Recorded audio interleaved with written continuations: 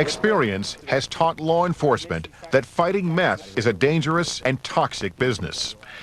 With growing evidence that the risk of chemical exposure is higher than previously thought, police in many parts of the country now take every precaution.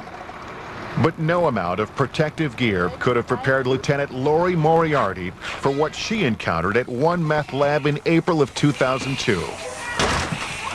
6 or 8 of the SWAT officers went in, and they started bringing out a female, they brought out a male, so I knew that the arrests were taking place in the house.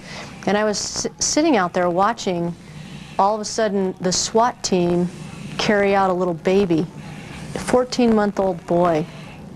And I was in shock to watch 2 SWAT officers dressed in protective clothing and a self-contained breathing apparatus with oxygen carry out a 14-month-old child wearing a diaper. I thought, I have spent the last year protecting everybody that works for me, and I have done nothing or have even thought about protecting children that live in these environments 24 hours a day, 7 days a week. Ready? It's a situation narcotics officers often face, removing children from homes where meth addiction has taken priority over parenting. They split the kids in 2 different police cars, and they were screaming, you know, reaching their little hands out the windows, and they drove off separately. Jennifer Bennett's case is typical. She was high on meth when her 2 young children were taken away.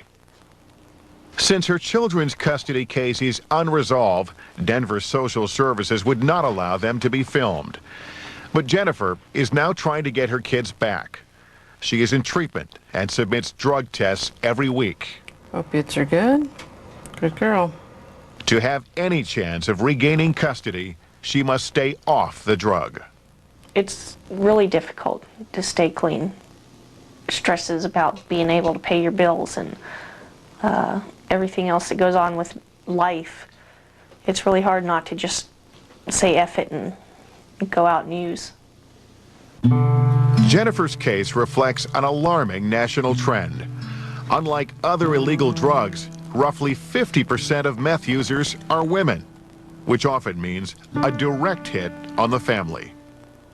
Child welfare agencies across the country have recently reported increases in the number of children taken from parents because of methamphetamine. In the past, when we would do arrests or drug investigations, a lot of times we were arresting males, and we would leave the children with the women. It's changed. Now we're going into the homes and we're arresting the moms, and the moms have the children with them. She was always with me. My daughter was always like there with me, and people would distract her while I would get up and go, you know, take my hits or whatever. And then if I was at home by myself doing it, then I would use the bathroom, you know, and I would tell her, no, I'm just going to the bathroom. 33-year-old Catherine Romero was smoking meth every day when social services took her 1-year-old daughter away. She was also 6 months pregnant with her second child. I was really worried. I was worried that, you know, oh my gosh, she's going to come out deformed. And even though I was getting high, I would force myself to eat like 1 time a day at least, because I would go days without eating sometimes. But it still wasn't enough, because all the drugs that I was doing was totally outweighing, you know, my 1 meal a day and my prenatal vitamins. So. And Catherine kept using right up until she was arrested. 3 months later, when her daughter was born, the baby was tested for methamphetamine. The test was negative, and Catherine was allowed to retain custody of her newborn daughter. When she was born healthy, I was very happy, and when I was pregnant and I was getting high, I wasn't sure how I felt about her. Now, you know, I couldn't imagine my life without having her. Oh, don't cry. Oh, look at my baby girl, don't cry. But Catherine's older daughter has been stuck in limbo for the past 7 months. In that time, Catherine has been in treatment for her addiction, where she has attended counseling, submitted to drug tests, and most importantly, stayed clean. Now she's meeting with her treatment specialist to discuss regaining custody of her older daughter.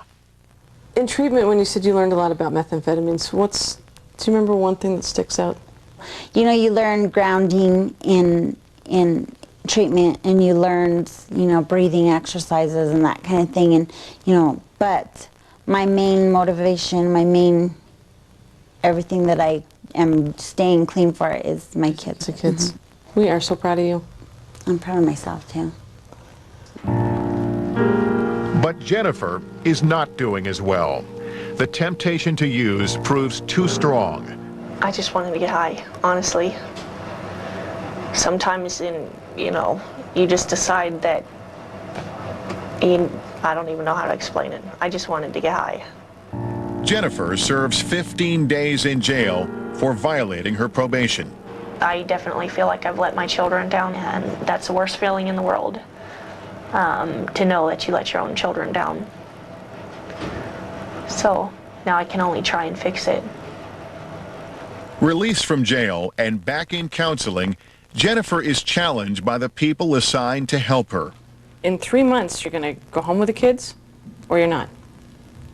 Okay? I want you home with those kids. I think you're a good mom. I think you can do this. You don't have time for excuses. I'm trying to throw some reality at you. This is it, Jen.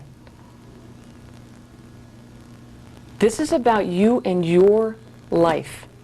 The choice you're going to make when you get up in the morning. When we're not around. Yeah, they're not around. I'm going to use. No, I don't have my kids. I'm going to use. Or you're going to get up and like Jennifer enough at that point to say, I got a life ahead of me to live. And all those smoke and mirrors that you put up, letting everybody know that it's perfect, and they're not helping us. But I'm not the one that's going to lose my kids. I'm not the one that's going to end up in a condemned house. End up in the Department of Corrections, for God's sakes. That's the next step. You get caught again, that's the next step.